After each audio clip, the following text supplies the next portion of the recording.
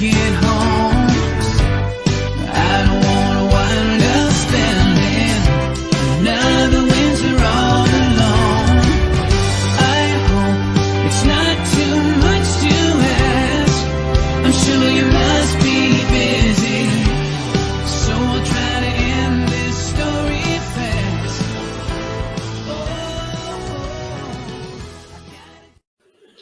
Happy New Year! What? Merry Christmas? Yes. Yes. My bad. One holiday at a time. Yes. Merry Christmas from all of us at 13 Dimensions. Merry Christmas, Happy Hanukkah, Happy Kwanzaa, Mele. Melikalik Imaka. Yes. I am so glad somebody actually knows how to say that. Don't look at me. I wouldn't be able to. So how's everybody doing? How's Christmas? We're getting there. Yeah. It's we Christmas. are definitely getting there. We got Star tree Wars up. going on. Got Santa's ugly elephant back. Here I am, the oddball without the hat. One of us is not like the others. He's got the gorgeous hair. You can't cover that. He's playing Jesus this year. I haven't heard that one before. Wow. And I thought I was bad. Oh, you'd be surprised, Scotty. I guess I'm not the only one on Santa's naughty list. She is. Stand up a little bit. On the naughty list. Yep. So I'm excited about this. I We're am all too. covering different Christmas traditions. Christmas traditions. So I hope Talk a little bit about the myths. the legends. The legends. Oh yeah. Macho Man. Sorry. Our traditions. Oh, you mean this right here? Ooh. Dude, I didn't even see that, man. I came prepared. Oh yeah. Snap into a Slim Jim. Dude, that was crazy, dude. I didn't even see you bring that in there. In here. I knew you would probably bring some, but I didn't realize it was Macho Man Randy Savage, dude. That's the only ones that I get. These are the big jerkies. Yeah, that's a lot of meat. That came out wrong. These are the big Slim Jims, but the ones that I really want are the hot and spicy ones. Those are the good ones. But this one does have a bit of a kick to it. Nice. This is the kind that I eat on the show. And I am so glad that they are still using Randy Savage's image on these things, because he started doing this back in the early 90s, and he's been gone now. It's got to be coming up on 10 years. Yep. Very close to that. Yeah, and they are still using him as sort of like a spokesperson, I guess. That's what they call it. Yeah. Dude, that was good, man. Yeah. That they call that royalties. So Randy Savage, Merry Christmas wherever you are, Yeah, absolutely, brother. and to everybody else out there. Yes. Who wants to start? Well, Why do I have to start? because Because you're the only one who actually you're knows. covering the main guy, Yep. and then we can feed off of you. So I wanted to cover the main man, Santa Claus himself, Mr. St. Nicholas, with the real story of his life. And all of a sudden, I can't remember any of it. Saint Nicholas of Myra. Actually, he wasn't born in Myra. He was born in another town, but he ended up becoming the Archbishop of Myra. He was born around 300 AD. And they're not quite sure because nobody really, birth dates and things like that weren't important records back then. Nobody cared about when you were actually born. They cared more about when you died, and they cared more about dates of important events outside of being born. So, but we know he was born around 300 AD. His parents were older. His parents had, there's a lot of church belief that says that St. Nicholas's parents, they refer to them a lot as Abraham, because his parents are older and had prayed for many years for a child and finally got to have a child. He was born into a very wealthy family. His uncle was the Archbishop of Myra at the time of his birth. And he was born kind of to a very well-to-do family. They were very, very wealthy. Unfortunately, his parents died while he was still young to the plague. So St. Nicholas had a lot of money. He ended up becoming a monk. He ends up going, before any of that, he's trying to find what to do with all of his wealth. Well, there's a story of a man who had 3 beautiful daughters, but he could not afford a dowry. He was poor, and he couldn't afford dowry so that his daughters could be married. So that meant they would have to be sold into slavery and become slaves. So St. Nicholas goes, when the oldest daughter is supposed to get married, St. Nicholas goes before her wedding, and he decides he decides to leave a bag of money on the man's doorstep. He kind of knocks, runs off. The man opens the door, finds the money on the doorstep. So the first daughter is able to be married. The man can afford the dowry, and she's not a slave. St. Nicholas again goes when the second daughter's time to be married comes around. But this time, he drops the money down the chimney. Well, the family had hung their socks by the chimney to dry at night. And it just so happened that it fell into the girl's stocking, which is why we have stockings hanging up here. We don't have a fireplace in our home, but that's where the tradition of hanging your stockings by the fireplace comes from. What? Hard to believe it came from. What? Well, I'm just curious why they're hung up so freaking high. Like, you expecting Andre the Giant to get in there? And I'm just, okay. Have we met? Don't worry. We'll put a stocking on a stepladder. I appreciate That that, would help man. for you. Yeah, absolutely. Merry Christmas. Merry Christmas. So we have that tradition that dates back 1,700 years, all the way back to 300 AD, because St. Nicholas dropped the money in there. The third time he goes for the third daughter, the man of the house wants to find out who's doing this, because St. Nicholas is trying to keep his identity secret. Okay, now before we go there, was he actually St. Nicholas at the time? No, his name was Nicolaus. Okay. Not really sure if they weren't using surnames at that time, I don't believe. Because the way that I understand it, and I could be wrong on this, is that somebody doesn't actually get the saint until After they die. After they die, yeah. Yes. So that's why I was asking about that. But the third time, the father of the 3 girls wakes up, and St. Nicholas drops the money through an open window. And the man chases after him and finds out that it's Nicolaus that's given him this money. And he's extremely grateful, because his daughters don't have to be slaves. His daughters get, but Nicolaus decides that his calling in life needs to be to give all of his wealth to the poor. In fact, when he died, he was an extremely poor man. He had nothing. Even though he was the Archbishop of Myra, he kept no wealth for himself ever. He lived a very aesthetic lifestyle that was simple and pure. Mhm. We also know that St. Nicholas became the saint, the patron saint of children. And the reason for that is in the story of the Council of Nicaea.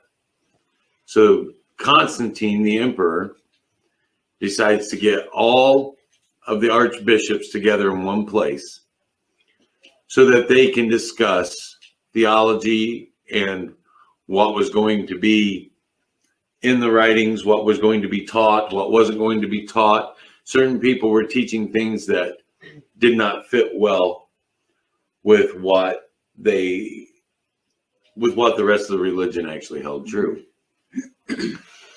While there, Nicolaus finds out that there is a child slave labor kind of thing going on with some of the priests, a whole ring where they would kidnap children and force them to work.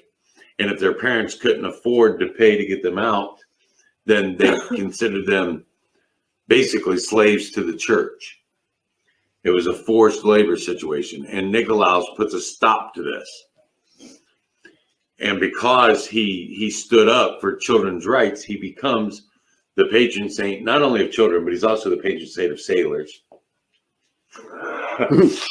But Saint Nicholas becomes the patron saint of children. The story just kept getting expanded upon throughout the years. How this one man gave away everything he could give to help the poor, the defenseless, and things. And in my opinion, Saint Nicholas is still alive today in all of us. Mm-hmm.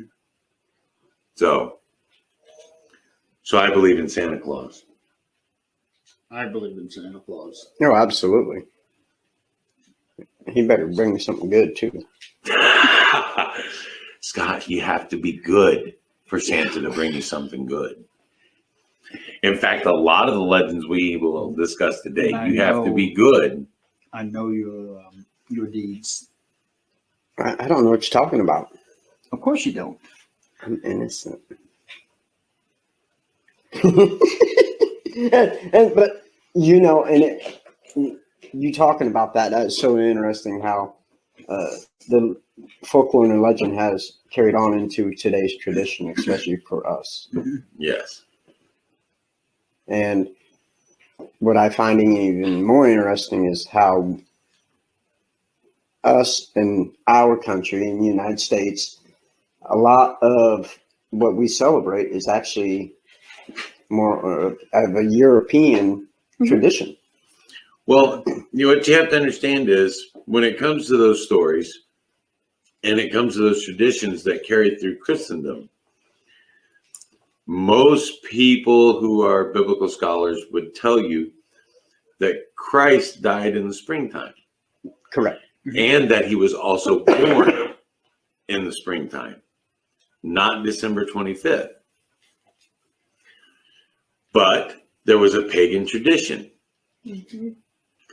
that the pagan tradition was the winter solstice. Yep. They celebrated the winter solstice. Well, if there's one thing that the Romans were beyond great at, it was assimilation. Right. Look at the Greeks. The Roman Empire started from the Greek Empire. Well, how do we make the Greeks happy? Well, we're going to take all their gods. We're just going to rename them a little something different. So as they spread northward into these pagan cultures, they decided to keep the pagan dates for their holidays, just change the holiday. So that's why we celebrate Christmas on December 25th. You don't want to get me started on the nativity scene. I'll ruin it for you. No, we're And this is why he is the historian. Exactly what I was going to say. This man's This is why knowledge. He's the historian. He knows his stuff that the rest of us we don't. Basically. I know enough about it. I live with them. I hear it quite often. Okay, I yield to that. So I'm sorry. But I mean, it is true. If you look it up, it is true that the Romans were just masters at assimilation, absolutely. and taking a culture and consuming it, but making the people happy about it. We keep the dates, we keep the celebrations. We're gonna make you part of us Not, we're going to make you part of us, but we're also going to make us part of you. So, would I be wrong to say that that was probably the inspiration for the Borg? I'm not exactly sure. What? Jeremy has studied the Borg more than I have. I only know what I've seen. You do get the reference, Yeah, I do. okay? Just making sure. I'm not always dumb. I'm dumb on the Borg. I don't get the reference. I'm missing something somewhere. Okay. Are you familiar with Star Trek? Very little. Because Star Wars is better? Get the reference. So the Borg is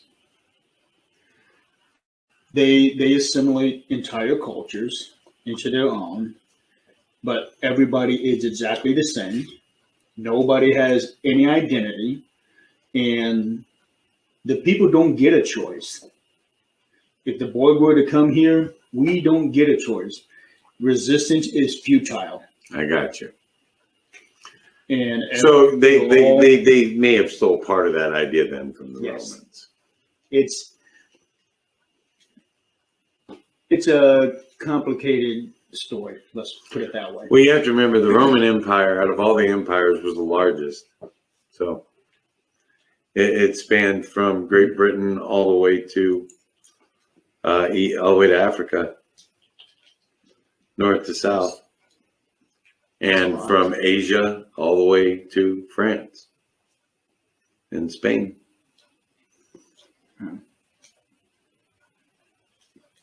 That is a lot. Yeah, largest empire ever. Okay, who's next? Are you done talking about St. Nicholas? Well, I do want to say that a lot of the other traditions, the hats with the fur, boots with the fur, the big red suit. A lot of that is from Christendom spreading northward. As Christendom came northward, so did St. Nicholas, and the stories of his generosity. And he becomes Sinterklaasen. Sinterklaasen becomes Santa Claus. Eventually, he ends up there at the North Pole with his little reindeer.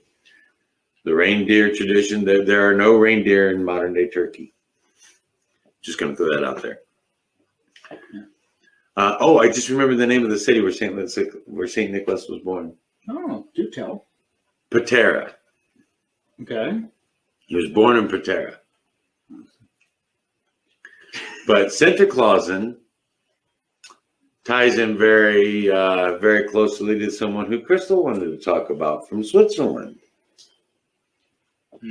So I'll let Crystal talk about Sinterklaasen and his buddy. Sinterklaasen's buddy comes from Switzerland. So here, modern times, you're bad, you get coal, or no gifts in Scotty's case. So in Switzerland, Santa Claus has a counterpart named Schmaltzy. Smootsy. Schmaltzy. I'm not Swiss. Anyways, his little sidekick, kind of like Scott, leprechaun. Yeah, why am I wearing the elf hat? I am the world's tallest elf. Buddy! Are you going to break down into song for us? No. Oh. Okay. So his little sidekick, if you're bad, will make you go out, take tree branches, put them together into a broom, and then he will beat you with them. That's it. See? Short, sweet, to the point. So if you're bad in Switzerland, you get a butt whipping for Christmas. Yeah. You get a tree broom. My Beating. kids better be glad that they don't live in Switzerland, because I would do that just for fun. Yes. Oh, you are so terrible. I would put on the whole costume and go in there and whip their butts right out of bed in the morning. Ooh, dang. Wow. Oh, I'm Hey, not hey, you look like you take such glee from this. Yeah.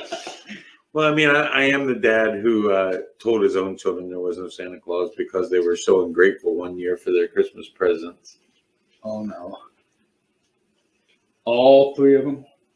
No, The two youngest. The two youngest. The other ones were older and had already figured it out. But my son was about 10. And he spent the rest of Christmas mad at me, not because Santa Claus wasn't real, but because I had lied to him for 10 years. no. Well, that makes sense. Okay, that's kind of different because I think I would be more mad that Santa wasn't real. No, they didn't care. He was mad. He we didn't care lied. about that. He was mad that we lied. Wow.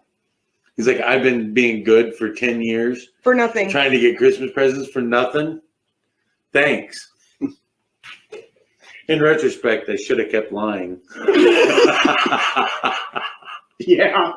Would have saved you a lot of headache, wouldn't it? That's right. It would have saved me a lot of headache. He works. And you do the shopping. And the wrapping. Yeah, that's And that, the- yeah, yep, that yep. that's the Hey, headache. I helped shop and wrap this year. Thank you. Yeah. This year, out of the I, last 20. I will agree with you there. Yeah. I've worked 12-hour shifts for how many years, Jeremy? Enough. Yeah. So And all of it on nights. I will go off of your subject, what you just covered, with the Bell's nickel, because it, in sense, is in the same area of Switzerland. It's actually from Germany in the Rhine, which covers Germany, Switzerland, France. And Bell's nickel. Austria. Say what? Austria. Well, Google didn't say that, but okay. Anyways, so this, Half of us use Google, the other half actually use real research. well, you know, hey, Well, I used Google. I couldn't rely on Wikipedia. It was just I just 7 know it years all ago off the that top I of my did head. it. It just comes to me. Yeah. So this dude is considered like an evil part of Santa, or I want to say a companion maybe of Santa, kind of like an elf. And this guy would come into houses a couple days before Christmas and knock on their door. And he would enter the door, and he would have in one hand a switch, and in the other hand he would have a bag of gifts or fruits or whatever, nuts, for kids. And the kids would have to either recite a poem, a Bible verse, or a math equation for him. And if they could do that, he would put the gifts and whatever on the floor. But in return, the kids had to remember their manners. Because if they didn't, instead of getting the gifts that was left on the floor, he would switch them on the back. that's on kinky. their back. Yeah. That, I don't know about that, but, you know, so, yeah. And what's crazy is on, I hope I can say this, Netflix, there is a movie, whatever, called Christmas Chronicles 2 that have Kurt Russell in it. And they actually, in this one, they actually talk about Bell's nickel in it. And it's really pretty interesting. But what is weird is how they explain him, because there's so many different versions of how he is. One of them is he's a guy in all white, and he can then turn into like this smoke or this fog and come through a keyhole for the house. And another one is that he's just a man dressed up in fur as well. Boots with the fur. Oh, Right, right. Everything with the fur. But a third one is that he is a guy who dresses up with a mask that has horns and or a tongue sticking out, which is odd because of one of the ones that you're going to be covering has kind of like the same concept from Germany. Yeah. But I found this intriguing because it made me think of, like you guys said, our holiday tradition. Can you imagine, like here, like just to clarify, when immigrants came over to the United States from Germany and stuff in Pennsylvania, they actually brought this tradition over with them. Mm-hmm. But being in Indiana, where we are, can you imagine that kind of tradition of growing up from our parents having the same kind of tradition where it wasn't a Santa Claus, but a Bell's nickel, and in your head you always thought, if you're not good, you get your gifts, or if you are good, if you're not good, you get the gifts. Yes, if you are good, you get your gifts, but if not, you're getting a switch on the back. Because I remember plenty of times not being good and getting that switch. You know, every day. but that doesn't surprise me from you.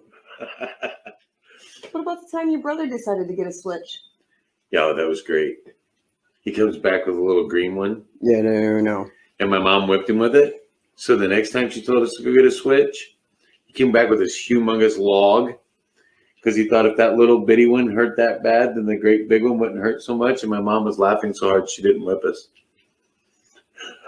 That would make sense. I want to switch him, not kill him. I told him not to get the little green one. Mm-hmm. But, you know, I just love that, how they described that. You know, you better behave or you're getting a switch on the back. It's kind of almost religious, like the Cat of Nine Tails. Right. And like I said, it kind of goes in sight with what you were just talking Right. about. Right. Well, not only that, but I don't know if you've ever been switched on the rear end and had somebody miss and hit your back. You realize how old I am? Shut up. Well, when Abraham Lincoln was president, we didn't have switches. No.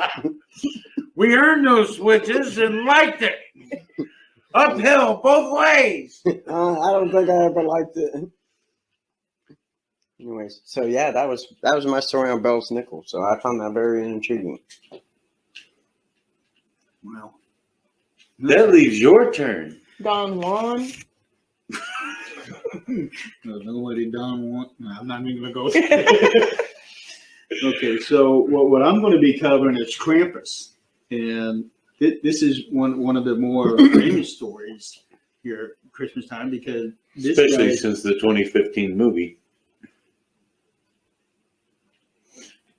yeah.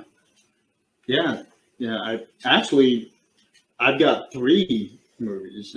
The actual big budget film, and I've got 2 of the low budget films, the indie films, but they were still done very well. I enjoyed them. I watch them every year. As much as I love Christmas, I love the evil part of Christmas. It's cute. That's cute. So anybody who knows me, you know, Halloween is my Christmas, Yes. but Christmas is my Halloween. Were you born breech?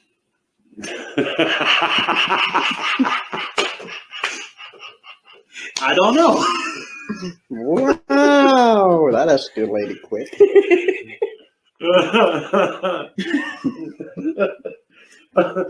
All I can think of is, did your mother have any children that lived? Oh my goodness. Sometimes I wonder if I might have been that 13th child. I got you. So no, I have not really had a chance to do any kind of research because I have been so busy with not only our team, but the podcast and Pun TV. So I'm basically just going to kind of like read it off, just wing this one. So basically, Krampus came from the Alpine folklores for Christmas time, and he scares children who have misbehaved. Right. And it ties in with the not only Saint Nicholas, but also what became Santa Claus, and another one called, I'm pretty sure I'm going to say this wrong, the D Mars. You know, for those who do not know that, it is a figure that is very similar to Saint Nicholas and Santa Claus, who has roots in Slavic paganism mythology. But that's not who I'm going to be talking about here. Krampus, basically, he goes after bad children. Scotty. What? 2 against 1. Ah, Yeah. And I'm pretty sure Tim would side with us on that one. Probably. Yeah, see? I see. Probably. He's doing it. Yep. So, and basically eats the kids. Yum. I Yeah. love kids for dinner. This one's a little plump. So basically, Krampus has a little bag with him where he's got all kinds of spices and everything. No, not really. Oh. Paprika. A little chilly on this one. Yeah. Sprinkle a little bit of cinnamon in here. Y'all making me hungry. Yeah. You got some garlic I want to sprinkle on his head. He's gonna eat Scotty. Hey, where you going, man? I ain't got my nugs. Well, it's funny you should mention that, Scotty. Oh, no. It's funny that you mentioned that. This is for you, and this is for you since it's Christmas. Uh-oh. Go ahead and open your gifts.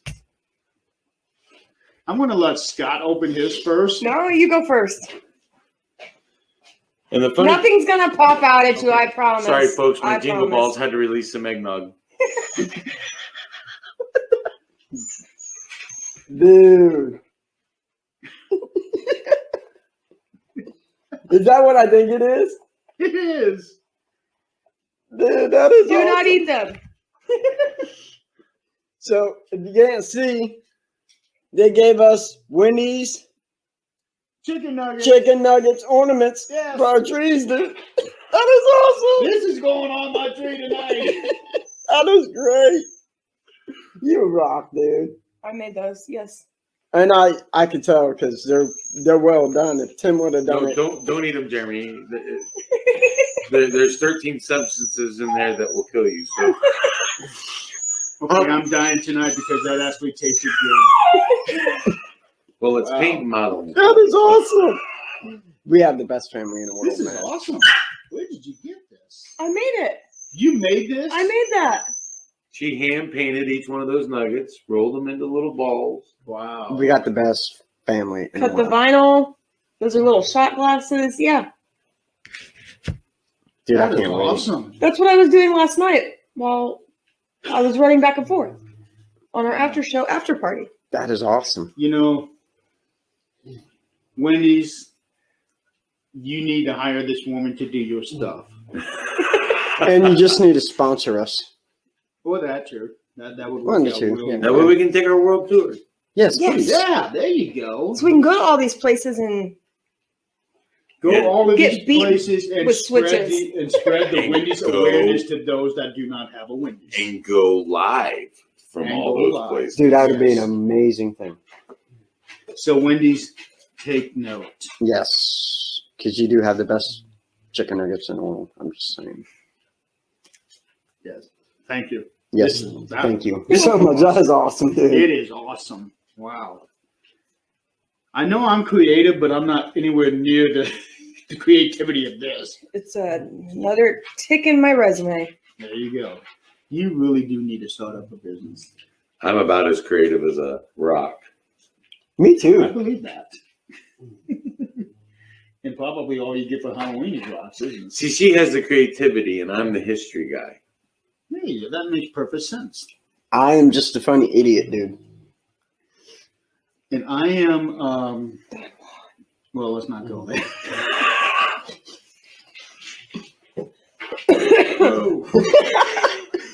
Yep, is bald. So anyway, Nobody saw that, right? So you have yeah, nuggets, it's on but we video. can't eat them.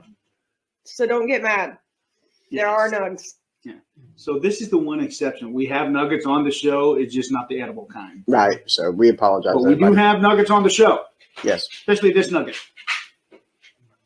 Butt nuggets don't count.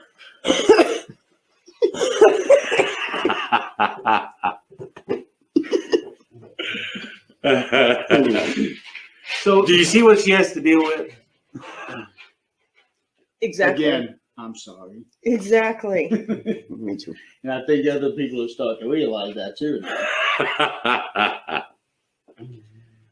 So basically, I'm just going to read this off here because I don't have anything in my head like this guy here does.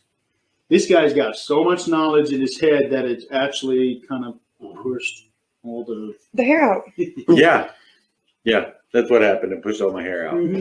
So I So I am can going take this to off. read this off of my phone. Except my ball. Because, like I said, I haven't really had any time to do any kind of research that I've been wanting to do. Blah, blah, blah, blah. I can't even talk. That I've been wanting to do the last couple of weeks, but everything has just been so hectic. You know, with the holidays coming up. Yep. With the work things going on at work, and of course you got your family obligations. Then all the fun stuff that we do that we don't get paid for. So the I got history. paid once. Huh? I got paid once. Jesus. Man, for what that's worth. So the history of the Krampus figure has been theorized as stretching back to pre-Christian Alpine traditions. And one person who actually published an article back in 1958, Maurice Bruce, wrote, "There seems to be little doubt to his true identity, for in no other form than the full story of the horned god of the witch is so well preserved. The birch, apart from its phallic significance, may have a connection to the initiation rites of certain witch covens, rites which entailed bonding and scourging as a form of mock death. The chains could have been introduced in a Christian attempt to bind the devil, but again, it could be a regiment of pagan initiation rites. So again, if you're bad, you're going to get ate. Well, yeah, but there's also traditions where they held festivals. And they still, That yes, is very they still true. do. And, Yep. and over there in Europe, Krampus is very popular. Yep. They have parades. Yes. And that is actually on like my bucket list of my top 10. I actually want to be able to go over and see this parade. I would love to too. Well, one of the things that I was reading on I thought was really funny is that these men, grown men, by the way, the adult men, would get dressed up in animal skins It excludes him. and masks. Yeah. Mhm. And run around the town creating mischief and havoc, wreaking havoc on everyone. That's Halloween. And that was one of the traditions that I wrote or that I read about was that these guys would get dressed up and go out and just have a good time. It was like Halloween for adults. Pretty much, yeah. Exactly. So here's another thing here that I do for whatever reason I cannot talk today. Maybe if you go to bed at night No. Let's not talk about it. and get up in the morning. Oh, it was afternoon. I know. After this guy here calling me 1,000 times, trying to wake me up. So anyway, in another person, his name is John Hogneman. I think I said that right. He wrote an article in 1975 about a town in Styria, Austria, which is I think the second largest town in Austria. What he wrote is the St. Nicholas Festival we are describing incorporates culture elements widely distributed in Europe, in some cases going back to pre-Christian times. Nicholas himself became popular in Germany around the 11th century, so long after the deeds that he had done. The feast dedicated to this patron of children is only one winter occasion in which children are the object of special attention, others being Martinmas and the Feast of Holy Innocents and New Year's Day, which is something that apparently Scott thought this was all about. Masked devils acting really bad and making nuances of themselves are known in Germany since at least the 16th century, while animal masked devils combining dreadful comic antics appeared in medieval church plays. Again, I am not very good at talking, so bear with me. A large literature, most of it by European folklorists, bears on these subjects. Austrians in the community we studied are quite aware of heathen elements being blended with Christian elements in the St. Nicholas traditions and other traditional winter ceremonies. They believe Krampus derives from a pagan supernatural who was assimilated to the Christian devil. Dang. And there's that word again, assimilation. Mm-hmm. Yeah, It happens a lot through history, folks. I believe that. And I also believe that what we understand now is probably very, very far from the ideals that they had way back then. Yeah. It's almost like one of those things where I'm going to say, "Hey Tim, I'm going to buy a car." By the time you tell Crystal tells Scott, Scott tells other people, I now own a car lot. Yep. Right. It's the game of telephone. I like to call it muddy history. Because you take a little bit of reality from here, a little bit of reality from there, a little bit of reality from here, and then it all gets swirled together in just a big mud hole. Pretty much. Yeah. Like swirly ice cream. No ice cream, Jeremy. Leave it to the ice cream guys to talk about ice Right. cream. Yeah. I mean, We're looking in ice you cream. might as well just call it a mudslide. That's And you That's are more- the that's big more of boy Crystal's that alley. starts that slide. Yeah, I am. There's nothing wrong with putting a little dynamite in an avalanche to get it going.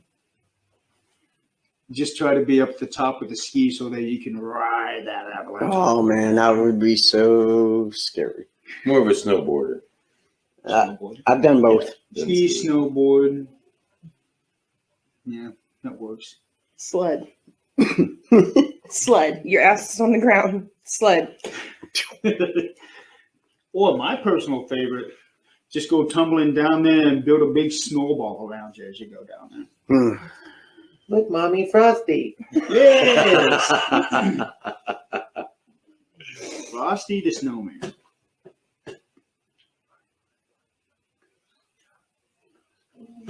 Okay, I heard that. Jeremy. Yes, Goose Scott. Oh, well, you can't have Christmas without a Christmas goose. Well, guess what though? I got good hearing, believe it or not. It's just selective. I got smacked. Ouch. You're lucky I didn't smack your arm further up. Yes, I am. He has no right arm, right? No. None. I got one good arm, one bad arm. Yes. He cannot do his shoulder at all. So you're basically at our mercy. I can bend my elbow. I can get my hand up to my nose. That's about it. Yeah, I just can't move my shoulder. Or smell your fingers. The wrist, the elbow. I can move all that. Wow. Just not this. And I can't. The doctor told me I can do this. Ooh. So Like that Shaquille O'Neal. So I can get my Christmas groove on. That's about the extent of my limited dance skills right there. Yeah, that's about the best I can do too.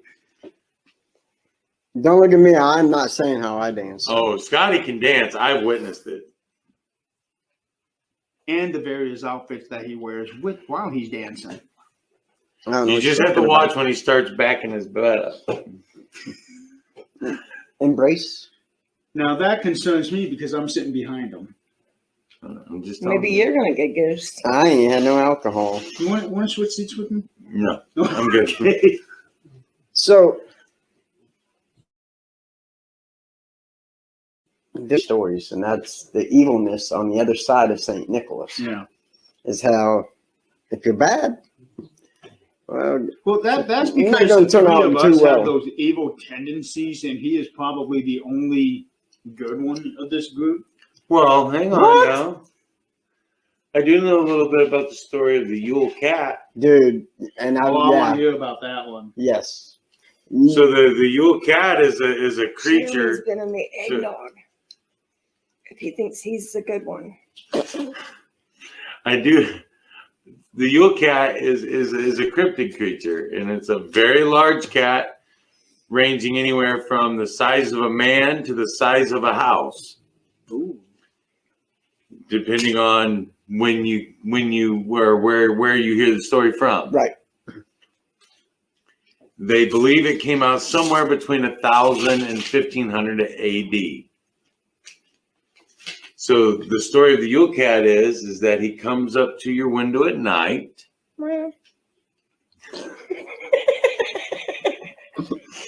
He comes up to your window at night and he looks in.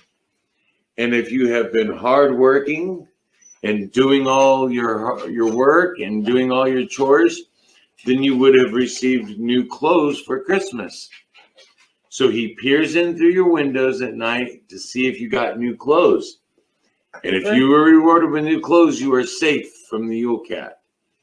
If not, he would use his razor sharp claws and teeth if you had been lazy and not done work and not done what you needed to do. Then he would slice you up and eat you. And they said that he was so big that small children he would just swallow whole. Okay, I see another theme here. Yes. The eating of children. So piecing it all together, this is what I'm coming up with. Somebody beats them and tenderizes the meat, and then the other people come along and eat it. Basically. Didn't I see that in an episode of The Simpsons once? Probably. Now we know why American children are so ungrateful. Oh no, I'm going to get a lump of coal in my stocking. Oh, Blah. just a lump of coal? Like, really? Yeah. I can handle And that. European kids are like, dude, if I'm not good, I'm tomorrow's That's dinner. because those European kids were grateful to get a lump of coal. That meant warmth in your house in the Right, 1800s. I mean, and I love the Yule Cat tradition because it's still passed down over in Iceland. Yep. You know, and because I was reading, so so I don't. I did fail. I did fail to mention the country of origin. Yeah, but it's in its way, families still give each other warm clothes to keep warm during that time of year. Mhm. So, Iceland's actually very green, though. and There Greenland were is still very some icy. others out there that I was able to get out of this one to go along with the Yule Cats. You got the Yule Lads, which is also Icelandic. Mm-hmm. It's What's that one That called? doesn't sound right. let's see. So we got the Grilla. That's also Icelandic. Mhm. So the Yule Cat ties in with the Grilla because the Grilla was like a giant or a troll, and the Yule Cat later became associated as its pet, as the Grilla's pet. So Grilla, whichever way. Gryla had a pet, and it was a cat as big as a house. Man, Yeah, Tweety Bird's like, I think I thought that putty tat, and he's a big putty tat. Right? But Another one is the percha or bircha, whichever way you want to pronounce it, but in English is Bertha, which is at one time a common name for females. Once again, this one ties into Christianity. It does. This one comes in from the Alpine paganism of the Upper German and Austrian regions of the Alps. Her name may mean bright one, and is probably related to the name Birchentag, meaning the Feast of the Epiphany. Percha is often identified as stemming from the same Germanic goddess as Hoda and other figures of German folklore. You think in 3 years of German you learned any of this? Mm-hmm. Yeah. Frau Perchta? Mm-hmm. Perch? Is he saying it right? No. Didn't think so. I didn't think so. Perchta. How do you say it? I don't want to say it right off the top of my head. I have to see the spelling. Perchta.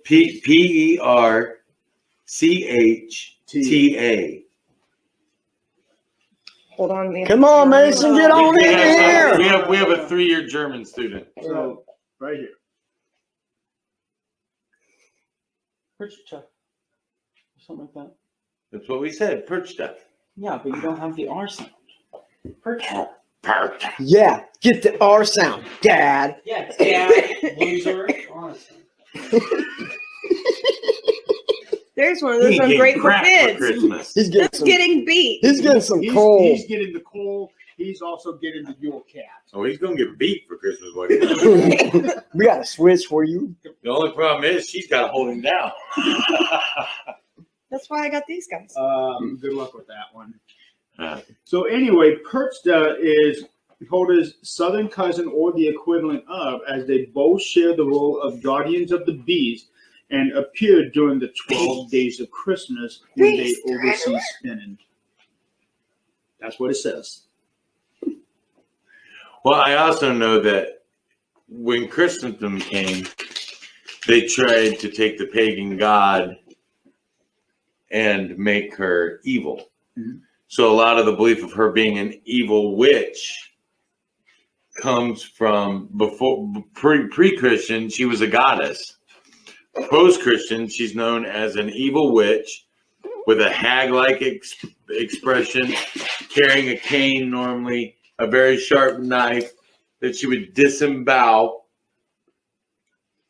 people with and take their organs and replace them with straw. And that she has an iron, long, pointed beak nose made out of iron. That was all put in post-Christianity. So as Christianity spread, that was one of the gods they tried not to assimilate, but to discredit.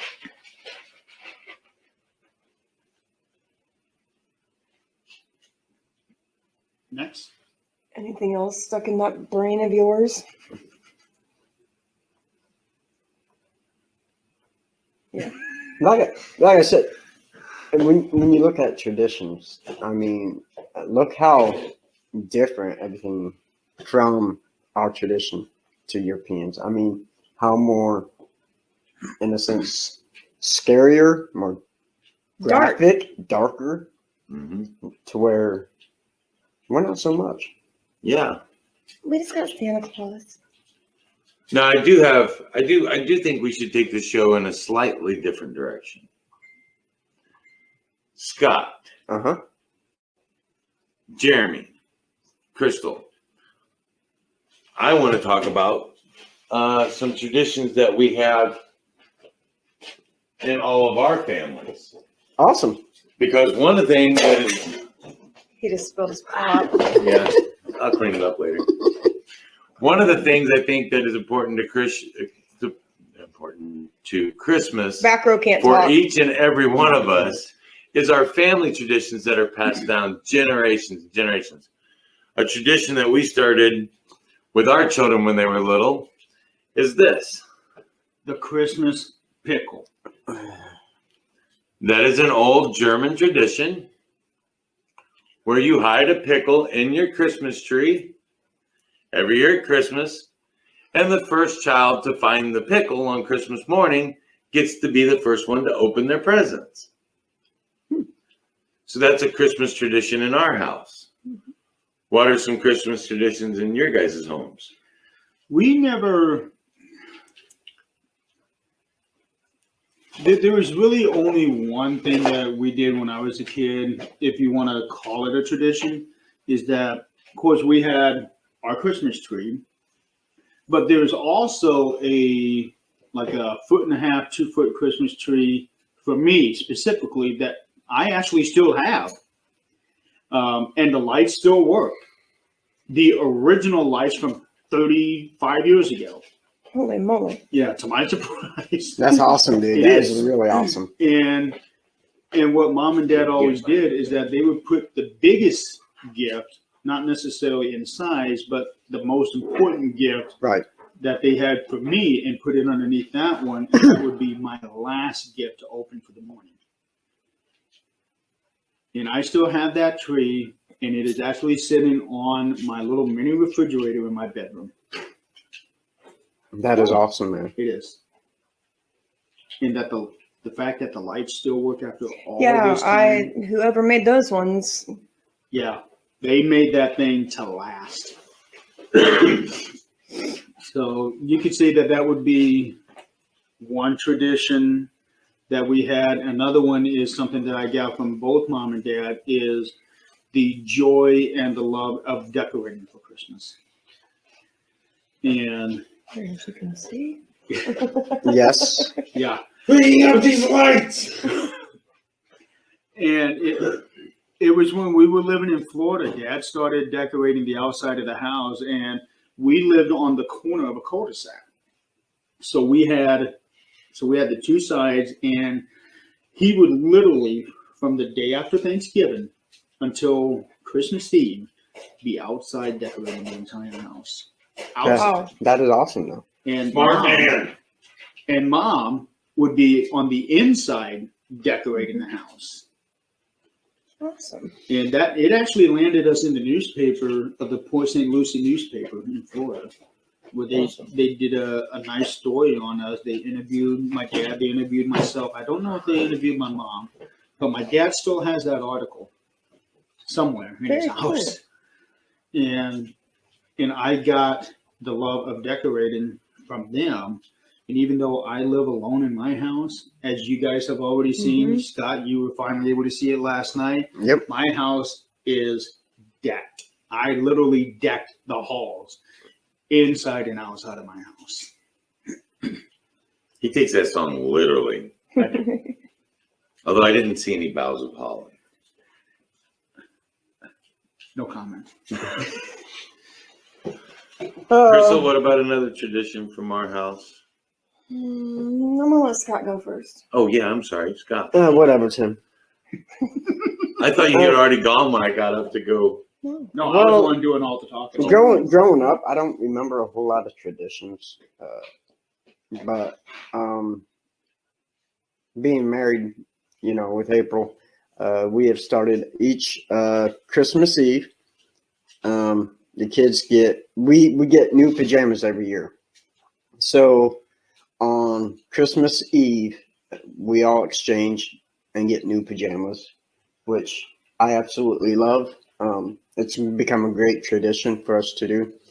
And still having a couple kids in the house, I like to read Night Before Christmas on Christmas Eve. And I think that's always something important to me as a good tradition. And that's something I want my kids to continue. Even if they don't read the night before Christmas, pajamas, it's just a nice little tradition, and they don't have to be expensive, so for us it's definitely on Christmas Eve we all open up new pajamas. Very cool. So I'm kind of old. That's why I don't remember growing family traditions, you know. So Very cool, man. there you go. That's short and sweet. Damn. So unlike Jeremy, Christmas is my favorite holiday. I will go all out and I will celebrate Christmas from the day after Thanksgiving clear through. So for us, there are several traditions. Yeah, there's a lot of traditions here. Let's see. So Tim proposed to me December 2nd/3rd. I say it that way because it was 2:00 in the morning. So where he proposed was the Marion Walkway of Lights. So it's a tradition to always go down there, see the lights. We go once by ourselves, at least, sometimes 2 times. We go once with the kids. And now I have started taking my niece and nephew, because I don't have grandkids, which I'm fine with. So we keep passing that down generations. From when I was a kid, we always did Christmas Eve with my dad's family, Christmas Day with mom's family. So every year for Christmas Eve, which I think you did get to take part in this a couple of years before Grandma quit doing it. My grandma always made the same dinner Oh God. for Christmas Eve. It was always waffles and the smoky sausage links Ooh, yeah. See, yeah. every night But she made for yes, Christmas Eve dinner. waffles, but she burnt them horribly. The waffle maker, I think, was Older than her. as old as Grandma, and we always set off some smoke detectors when we were It was cooking. really People need to realize that smoke detectors are not timers. well. Grandma kind of was. Her waffle iron was so old. How that old when- was it? Yes, Timmy. Ba-da-cha! That when she plugged it in, it would throw sparks. Yeah. Oh, Yes. Yeah. I mean, this thing was ancient, but Yeah. we loved the fact that the tradition stayed. Now that Grandma Kind has of. passed, we don't go, and because families have grown and grown and grown and grown. We have a new tradition now with my mom, and every Christmas morning we go and we open up gifts, and when we're done opening up gifts at my mom's, we have French toast instead of waffles And sausages. and sausages. Nice. That is it's a brunch for us. We celebrate my parents on Christmas Eve. So just the same. Dad's family on Christmas Eve, mom's family on Christmas Day. And my parents have never been the big Christmas Day dinner people. No, we do appetizers. Yeah. So they make a bunch of snacks and appetizers. Like cheese sticks, pizza rolls, nachos, like all these different appetizers, the little smokies and barbecue sauce or meatballs. Normally one of those two. So we just have like potato skins.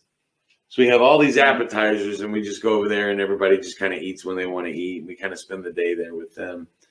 And then when we come back here, home, at our home, one of the traditions from when I was a child was that we got to open one Christmas gift on Christmas Eve.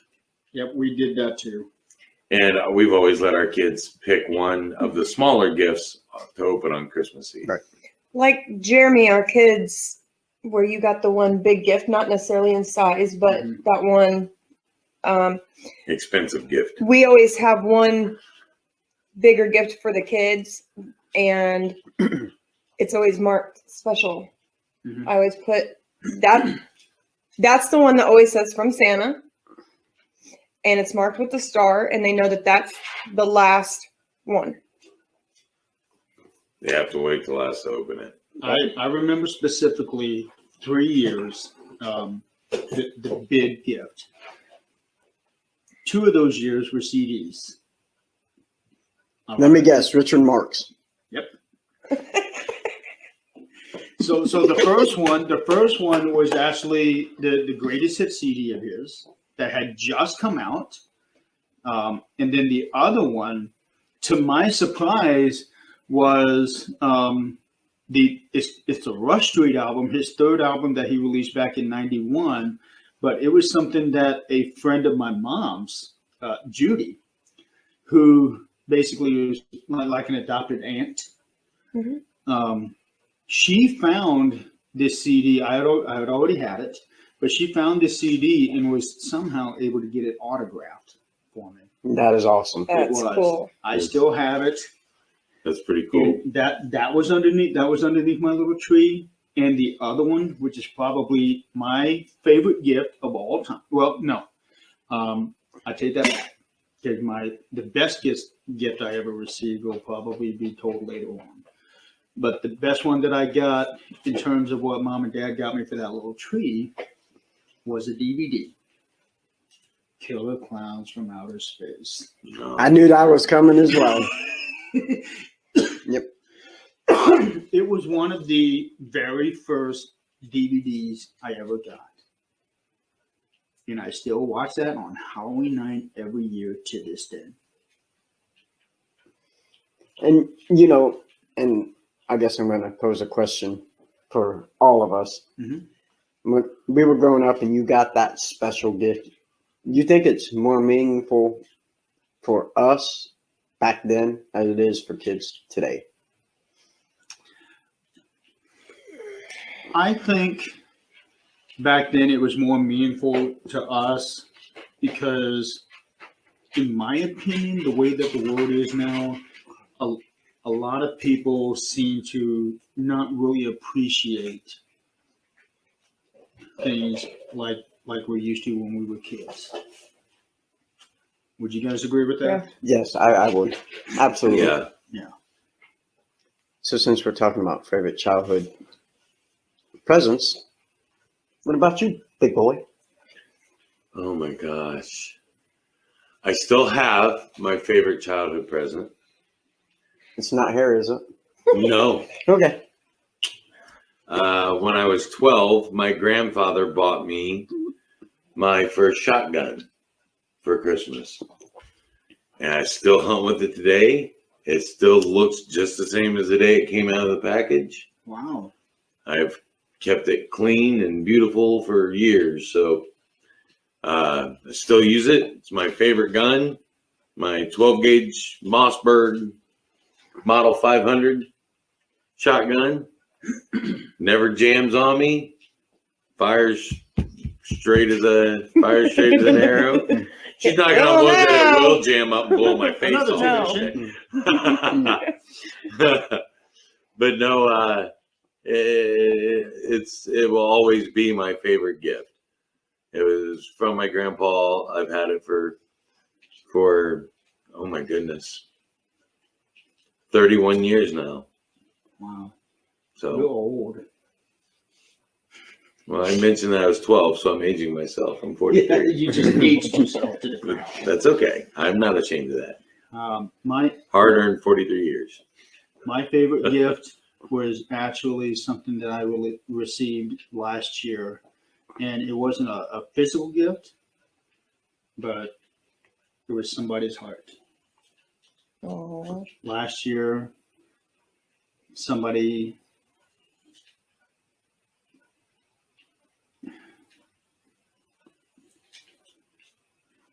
Don't do it, Jeremy. Don't you make me cry. I'll beat you. I will beat you. I will find Smootsy and I will have him beat you. Bell's nickel too, with the switch on the back. Well, Krampus. We're coming. We're both coming at you now. Don't make us cry. So, but long story short, last year it was a girl that I had been talking with for many months. Neither one of us realized, although we had a suspicion, but neither one of us realized that we were crushing on each other big time. And we finally admitted it to each other a little over a week prior to, and then on Christmas Eve, we made it official. And it only lasted 6 weeks, But I gotta tell you, it was the most beautiful 6 weeks I've ever had in my life. And I still miss that to this day. Very cool, brother. Absolutely. And I would say that would be my favorite and best gift I have ever received. Glad I went first. Now they have to try to top that. See, Right. I wanted to say mine Thanks. because I didn't want to be the one to finish it. And on that note, everybody's gonna go and cry and yeah. You're up. No, you're up. running. Nope, you. I don't know. So you go. Okay, so I've had a lot of great gifts. I mean, I'm seeing Gabriel Iglesias. Yep, Duffy. yep. Getting one of my favorite bands in the world, both for my Valentine. Got tickets to go see them. My most memorable, I would have to say, was I think I was in like 6th or 7th grade, and me and my brother Chad come downstairs, and Dad had gotten us new bikes for Christmas. And I used to race BMX, and I was so excited with this bike, and my brother Chad was excited about his new Mongoose, and so we actually talked my dad into letting us go outside and ride our bikes, and it had snowed, and the one words come out of my dad's mouth was, "Don't wreck your new bikes."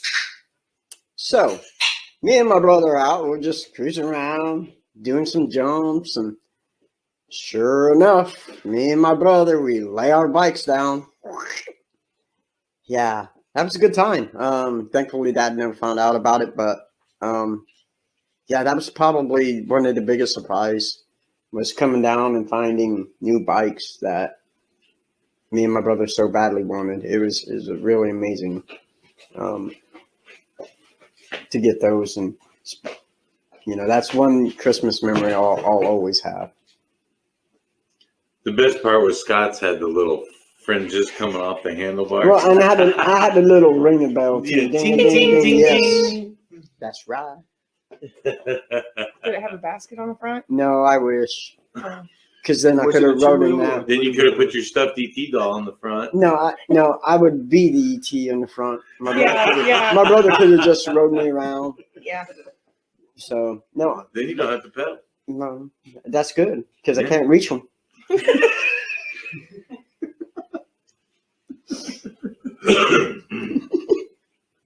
Wow. You're up, homie.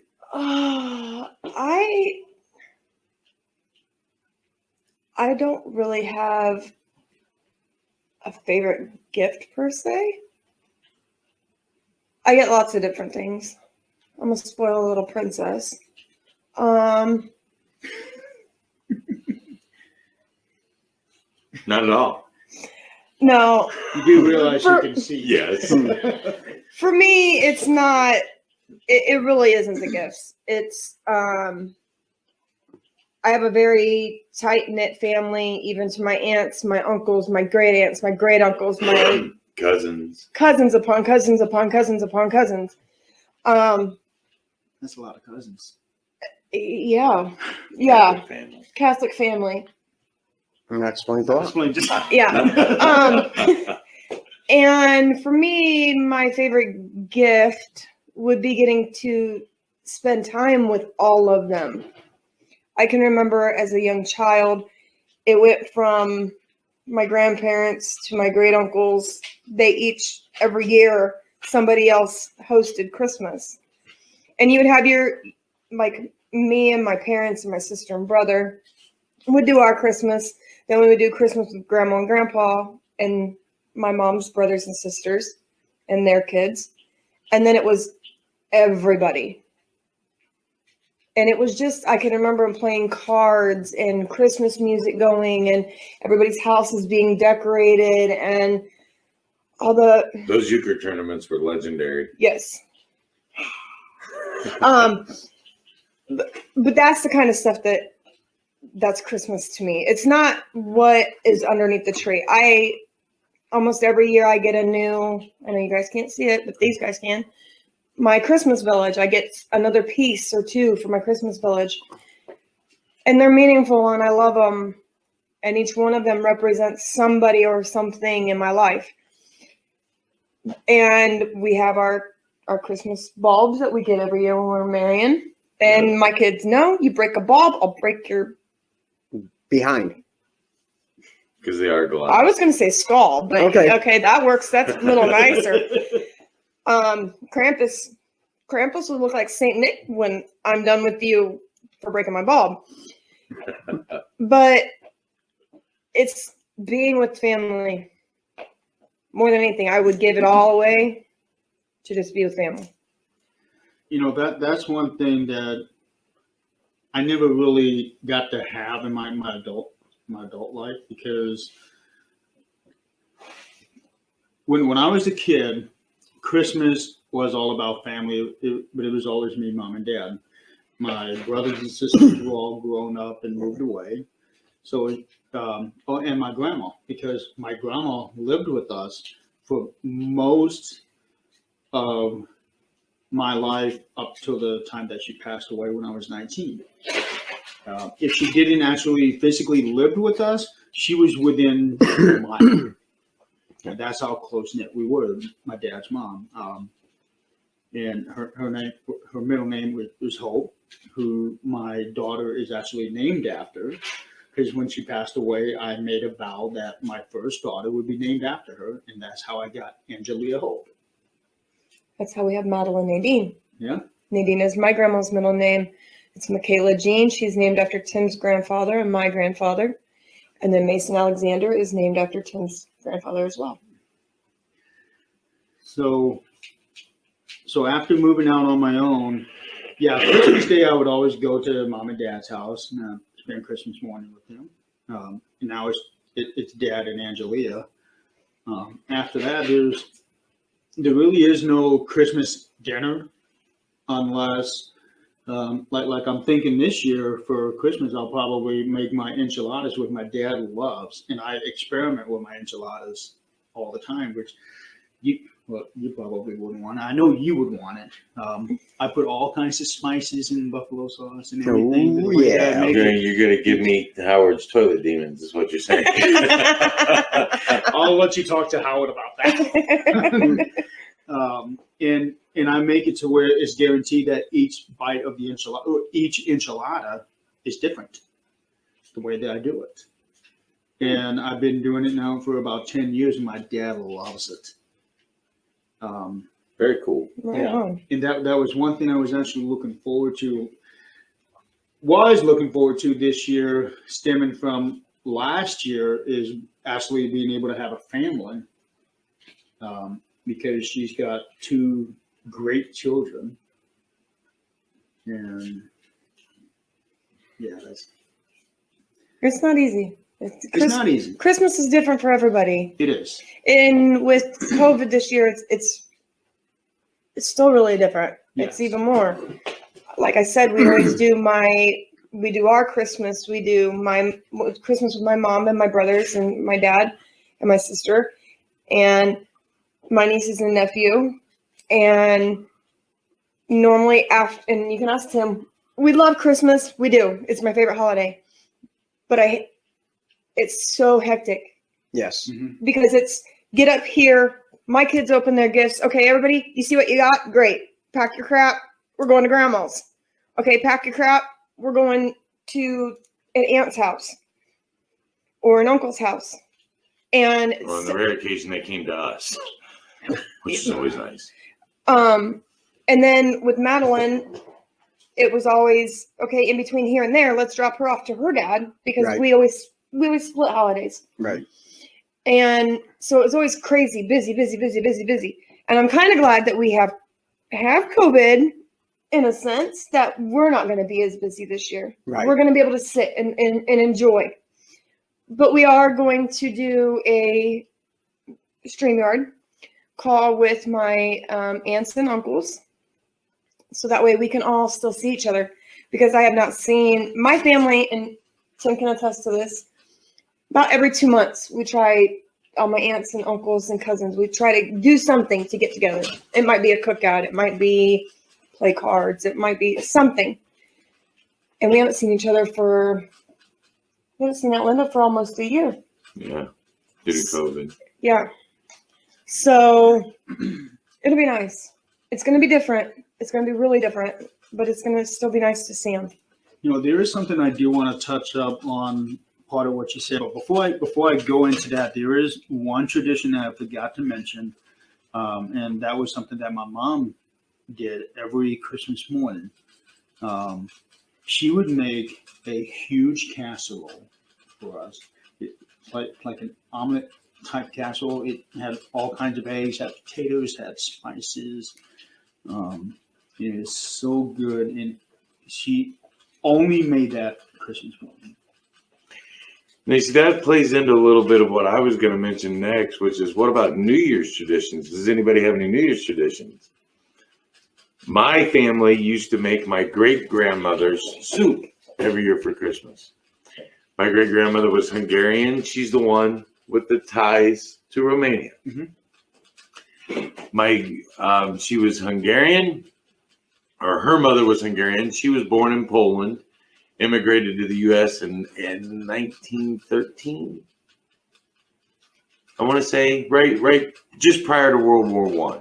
Right. She immigrated to the United States as a young girl, and she made something that her mother made that my mother ended up making called Hungarian stew.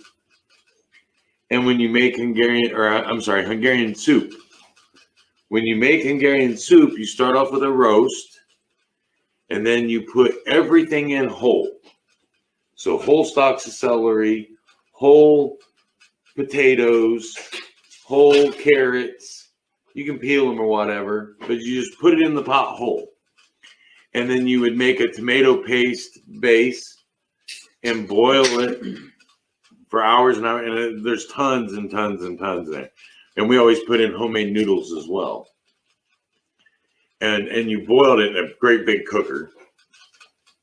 But when the roast is done cooking, you take it all out and you put it all in separate bowls. And it's served smorgasbord style. So you go through and, okay, I want some meat in there. So you cut off some meat and you put it in your bowl. I want some potatoes. I don't like celery, so I skip that. I want carrots. But the flavor of the soup had everything mixed in. Okay. Nice. So you had this really awesome, flavorful soup, and it would break a sweat out on me and my dad every year so bad. We would just be pouring sweat. That hot? That spicy? Yes. Wow. The other New Year's Eve tradition we have, that was always New Year's Day. New Year's Eve tradition would be, I kind of started this with my kids. One year for Christmas, I got the entire works of the Three Stooges on DVD.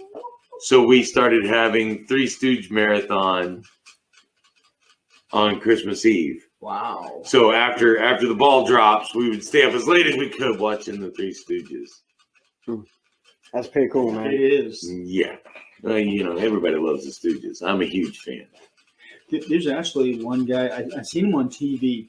He's got Three Stooges tattooed all over his body, including his face.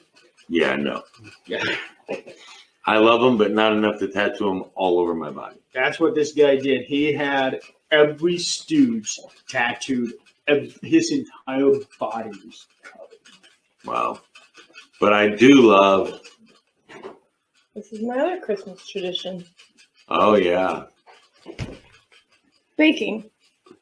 Chex Mix. Puppy Chow. No baked cookies. Peanut butter fudge. Chocolate fudge. Buckeyes. And peanut butter. Oh, I almost forgot. Yeah, that's a tradition I like. That's a tradition a lot of people like. Because when it comes to food, I like food. As I gotten older, we really don't have any New Year's Eve, New Year's Day tradition. But I remember eating I believe it was like steamed cabbage the day after. Mhm. You know, Supposed to Forgot be- about to, these. to bring. Oh, my German roasted almonds. Yeah. So, and my mom would make that with like smoked sausage. I can't or forget my whatever, nuts. So, It's supposed to be, that's supposed, I don't remember which culture, but that's supposed to be a good These are blessing good. for the new year. correct. So, and I do remember that. So, yeah. These are 4 What hours about in you? the crock pot. Good. Can you eat them? No. Sorry. That's okay. New Year's Eve, I always spend it at my dad's house. Every year, for as long as I can remember, I would be watching the Dick Clark special. Yes. Rockin' New Year's Eve. Yeah, every channel has their own special, Mm-hmm. but in my opinion, Dick Clark was it for New Year's Eve. And I was always over at Dad's house, watch the ball drop, Happy New Year, yay.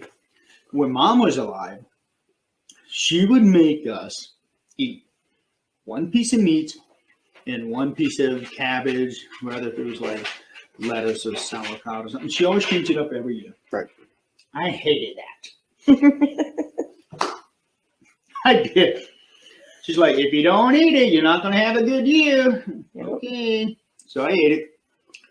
And unfortunately, ever since she's passed, I've never done it again because that was always Mom's thing.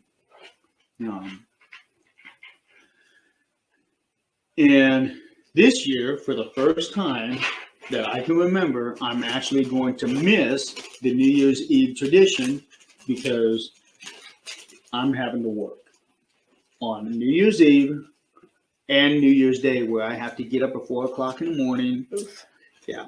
So I'm going to try to go to bed early New Year's Eve, wake up in time to watch the ball drop with Dad, then go back home, go to sleep for a couple more hours, then go into work. Because there's something special about the New Year's. And I know a lot of people aren't exactly looking forward to it this year for many reasons, not only due to COVID, but also, with the political. I think a lot of people are looking forward to 2020 saying goodbye. They are, but what is 2021 going to bring? I'm not signing up for it until I see the clause. Right. Just so you know, if I hear round 2, I'm gonna be very unhappy. Ding, ding, ding, ding, ding. Mm-hmm. Nah, So, you never yeah. know. So that was our New Year's Eve traditions. I would just go to Dad's house, we'd watch it. Yep. Then I would go back home and go to bed. And the next day, New Year's Day, there'd be a bowling tournament that me and some of my best friends, we would go every year. And we actually won the very first tournament of this kind, the first year.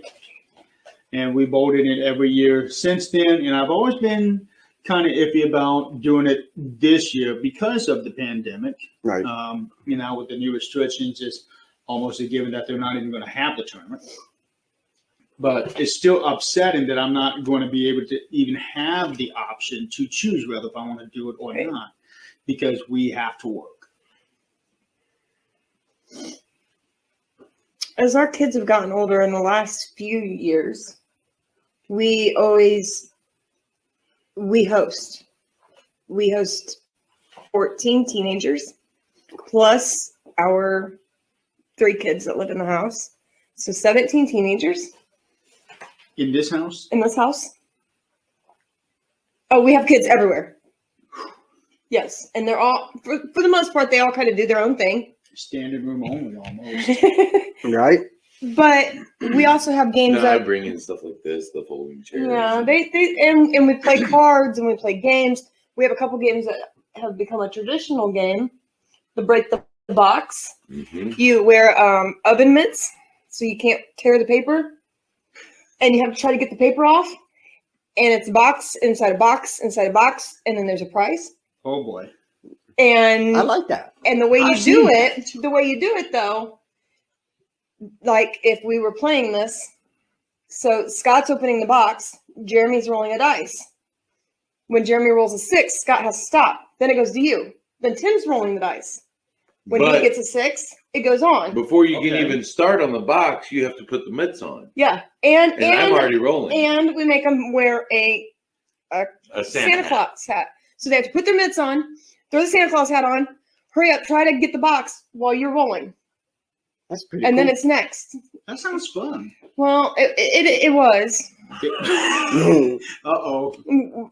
We're we have teenagers. The kids being teenagers and smarter than us figured out You just punch it. you just punch the box and you just rip right through it, and then you get into the next box and just punch it. Yeah. They didn't take time to try to unwrap it. So we came up with a You solution to kids that. know how to ruin everything, don't you? Yep. We just So duct tape. we came up with a solution to that. Duct tape. Well, duct tape worked. That made the game last a little longer.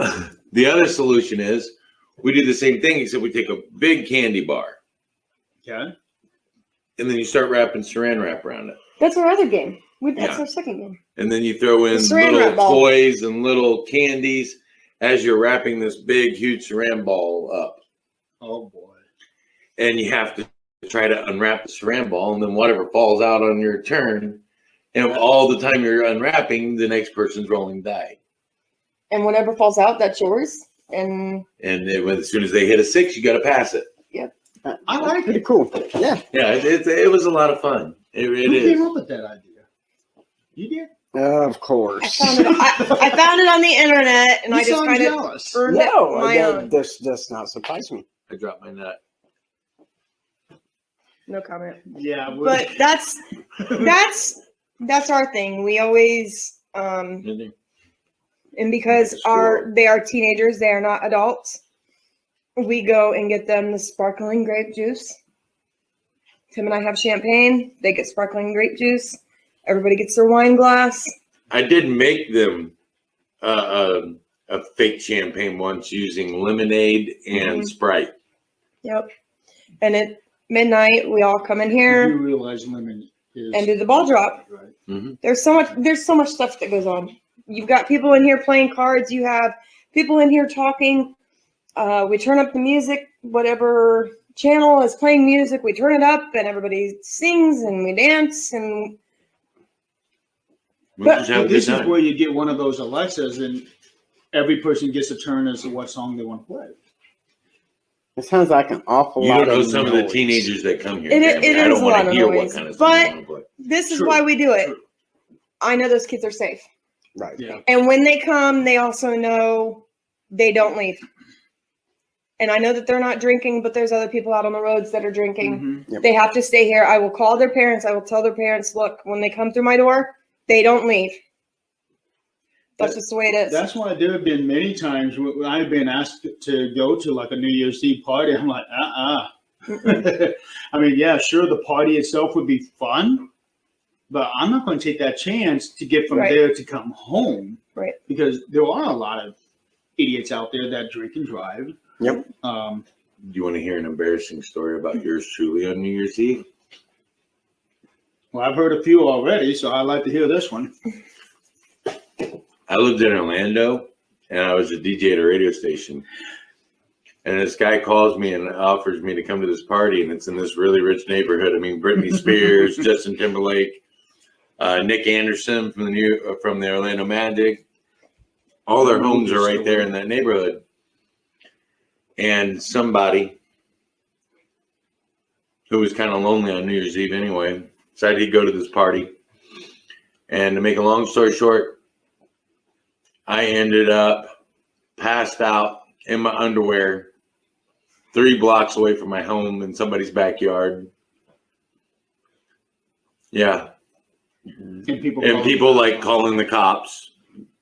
And I'm like, no need to call the cops. I'm out of here. Take off running through the backyards. That and does everything. not surprise me one day. This is when I was a very young man, very young. long time ago. 22, 23. So we've talked about traditions. We've talked about gifts. Yep. Now let's go to Jeremy's favorite 2 subjects. Movies and music. Y'all knew it was coming. Yeah. Yeah, we did. So, since it's your forte, you can start us. Okay. And don't tell me Killer Clowns One, from it's Christmas not. Island or something. One It's favorite not. Christmas song, one favorite Christmas movie. Okay, favorite Christmas movie. Oh boy, there are so many of them out there. Again, I do the movie marathon. I would probably have to say that as far as favorite Christmas movie, it's not a movie, but the series, The Santa Claus. I would have to say that. Tim Allen? Yes. Okay. I would have to say that is my favorite. 1, 2, and 3. I don't think I can pick any particular movie because all 3 of them are done so well, and there's continuity all the way through in that story. So that would have to be my favorite. And favorite Christmas song, for the longest time, it was John Barry's "Oh Holy Night." Up until about 10 years ago, now my favorite Christmas song is "I Heard the Bells on Christmas Day" by Casting Crowns. That's a good song. Because it is. Because it, to me, it epitomizes what Christmas really needs to be about. It's not about the gifts. It's about peace on earth, Right, and goodwill towards all men. That would be my 2 favorites. Scott? For me, really simple.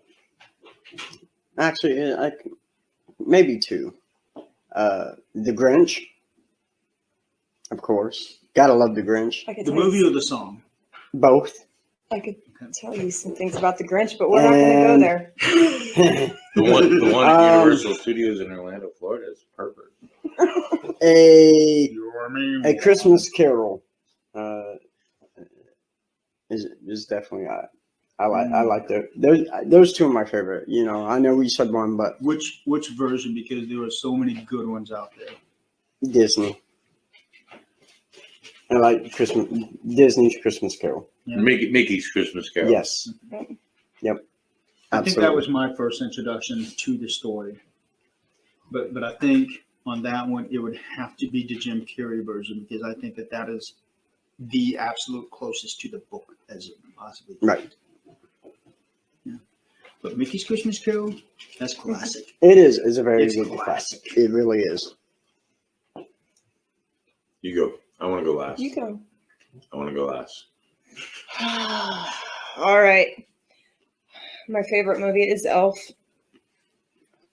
That doesn't surprise me. I love Elf. I will watch it in the middle of July. Favorite Christmas song? I know Tim said one. I have 2. One is from my childhood, and the other one is more recent. Obviously, Baby It's Cold Outside from Elf. And I like the way that is sung. And then my other one is Silent Night. I have a tree that's up there in my village that when you twist it, my mom made it, and when you twist it, it plays Silent Night. Right Nice. there in the middle. Yep. With the big star on top. Nice. I like that. It used to have a globe on top of it, and snow would come down, but that thing's older than I am, so. The one on up there, not this one. Not Yeah. that one. Yeah. Okay. Die Hard. My favorite Don't movie tell one. me it's the one that you sent me the other night. No. I don't know which one you're talking about. Movies. Holy crap, it's Christmas. Yeah, The we'll PG version. put it that Yeah. way. I made it PG. Yeah. Favorite Christmas movie? I'm having trouble narrowing it down to one, really. It really is hard because there are so many Christmas movies out there. Yeah. And so many of them are so well done. Well, there's 3 that I love. Pardon me. I got a Like I really have Say a it. hard time It's picking stuck right between there. Say it. if it's The piece The of Santa blood is Claus stuck in or my Home throat. Home Alone's okay. I've got my love Home own. Alone because you get to beat up on the bad guys. Christmas Vacation is the one I watch every year. Okay. That's classic. I love Die Hard, which some people don't consider to be a Christmas movie. It is a Christmas movie. Don't care what It Bruce is. Willis says. But those two are probably my, and I love A Christmas Story. You'll change your eye out. I was Yes. just watching that the other day. What message did you get Wednesday from Michaela when she watched A Christmas Story at school? No, she thought it was written about me and my brother Are you serious? and my parents. Yeah. My dad's insane love of turkey. Yeah, I mean, yeah. But did you guys ever get to where you had to go and try to eat a Christmas duck? No, And they cut the head off right there in front of you? no. My mom would have never No. had eaten a duck. No. Mm-mm. You know what surprises me though, with us being the ages that we are, nobody mentioned the original Frosty Snowman, Well, Rudolph. that's a TV show though. I know Charlie Brown. You know, Have you We were guys gonna watched get to them? that next. Have you guys watched them? We watched all of them Not this yet. year. I watched them and I bought the DVDs because they're not wanting to show them on TV anymore. Right. So I seen them for Black And that Friday is sad. sale. For all you network companies out there, you should be ashamed of yourself because Absolutely. you are now Yeah. depriving our kids of these classics that we grew up on. Yep. Put the And- shows on your channel. Yep. And my favorite Christmas song will always be The Little Drummer Boy. Ooh. That's a good one. Okay, again, Scott's gonna be, of course, Little Drummer Boy. I never really liked that song because it's so boring, so drawl, you know. Well, So for slow. me, it epitomizes the message Christ preached while he was Yes. here. Yes. And that's why. But That's the whole reason he came. the version that got me into that song, Please don't say David Bowie. no, Richard Marx. it was Richard Marx's version. He made that song exciting and fresh. Hey, Scott. Hey. At least he's not saying Wham. I think I'd take Wham over Richard Marx. Why don't we hear metal? Gonna wake me up Why don't before we you hear go up? metal? I'm not talking like, I'm talking like in this moment. Hailstorm. I actually have now it's Christmas metal version, and it starts out. I think it's Skid Row. It starts out doing their version of Jingle Bells, but it starts out with one. Sebastian Bach! It starts out. Bell! It starts out doing the traditional, the actual bell. Ding, ding, ding, ding, ding, ding, ding, ding. All that. It does. I mean, it leads you into that false thought, and then it just. See, you just haven't found it yet. Yeah, I haven't come across it We're yet. I actually definitely had that CD Yeah. because when Okay, I come Google. across it, it was years ago, and I thought, okay, this is interesting. So I It's got something you don't see. You see pop singers, you see country singers, you see jazz singers, you see all these other, but you don't really see metal. No. And the best part about that is Twisted Sister's last CD was a Christmas album. There's a reason why it was the last CD. True Well, that. they intended it to be their last CD when they put it out. They put it out with the intention of that being the end of their recording career. Last song on the album was "We're Not Going Caroling." No, we're not going caroling. That was probably a good thing too. Yeah, but it's such an interesting twist when you take your Christmas music and all the overproduction that a lot of these people do, which sounds really good, Mhm. but they put that pun intended twist to their Christmas songs. I forget which one it is, but they have. Oh damn! It's that female guitarist. It's on one of those. I want to say it's either "Please Come Home for Christmas" or "I'll Be Home for Christmas," and she doesn't sing on it, but she has a killer solo on it. I cannot think of her name, but she is very popular. I think even still today. I got to look it up. Scott, I don't know why I'm picturing Brian Johnson from AC/DC. Silent night. Oh, that would just holy night. That would Ooh. that would just so kill it. And Angus going by in his schoolboy outfit. Yeah. Not anybody can do that and play the guitar at the same time. No, It's still no. beyond my capacity for understanding. Yeah, no. Lita Ford. Lead vocals on it. I'll Be Home for Christmas, Twisted Sister, and Lita Ford. Yeah, Lita Ford was a great singer. Yeah. Crazy. Oh. Anything else? Oh boy. We're getting close on time. Yeah, I didn't think we would actually make it to 2 hours. But when you get the four of us talk, well, yeah, him especially. He's an hour and 15 minutes of it. You need your own show, you know that. You missed that conversation at Last 4 o'clock in the morning. I like behind the cameras more. Yeah, somebody's got to be up on camera. And I prefer being behind the scenes myself, but at the same time, I also like being in front of the camera. I'm not pretty enough to be on camera, Darren. Well, maybe if you shave all of this off and get that stone. Hey, cold bald is beautiful. Well, that's what I'm saying. If you shave all of that off, including this right here, get that stone cold look. She won't let Get me. rid of the beard, grow the goatee. She won't You let got me. stone cold Tim Kohler. She won't let me. I'm just here for people to make fun of. We love you. That I know. And that's the whole point. You can Yeah. make fun of me and And feel if good. Yeah. we didn't make fun of you, we would absolutely hate you. You know that. I do Exactly. every day. Exactly. And I appreciate that. If I don't make fun of you, you know I don't like you. Exactly. We have the Leprechaun and Don Juan, Jesus. Let's And not Scott, And Scott and I technically go Tim. so far back. Yeah. I mean, even more than the two of us do.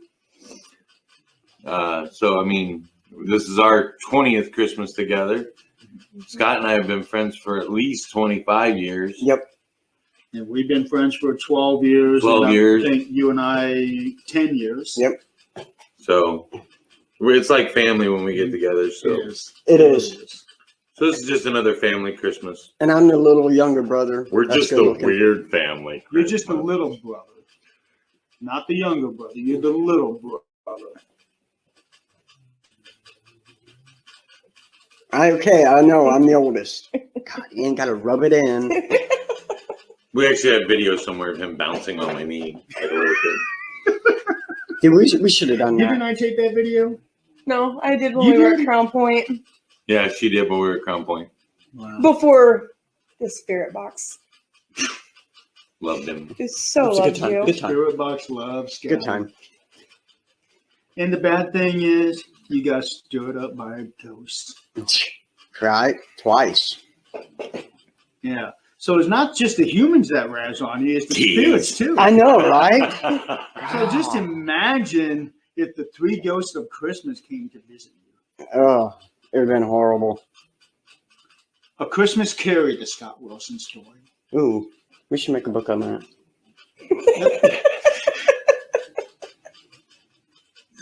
What? A good story. I'm sure we could make up a The story. Scott Wilson Christmas Carol. Yeah. The real Ebenezer question Scott. is, when the ghost of Christmas past comes to visit you, do you really want that out there? I'm just We would saying. have to make it the PG version of that. I mean, Of course, honestly, when you're writing a script and making the movies, there are creative. I mean, who would you get to play Tiny Tim? I mean, It's got to be him. oh, I mean, God. think It was my DJ nickname Chinese. Well, there's reasons for that. because of the irony. Right. Yeah. Mm-hmm. Who would be the ghost of Christmas Future? Who would be the ghost of Christmas Future to show him his? His future? Yeah. Who would be that? We would have to find somebody who is evil enough to do that. Steven. Steven? We'll let Steven do it. Okay, so Steven, if you do it, it has to be PG. Sorry, I had to.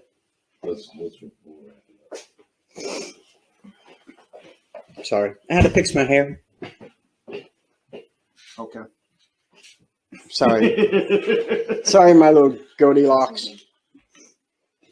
I appreciate all your good looks and your hair. So anything else? I appreciate both your all's hair because I ain't got none. Anything else, guys? Well, when I cut all my hair off, I'll donate it to you. I don't think it works that way. I really don't want a wig. I might go for the surgery. Wouldn't that look weird if I walked into work one day and had a full head of hair? Yeah, it would. Nobody would know who you were. Exactly. Because I remember right after I cut all my hair off and shaved my head, I actually got stopped by the HR manager. Who are you? I did, Amanda. Yeah. And as soon as I started talking, he said, "Oh, I didn't realize you did that." Yeah, I do it every 2 years. All right, All right, guys. Wow, we're what do you getting up on think? time. Yeah, we should wrap it up. Yeah, we should.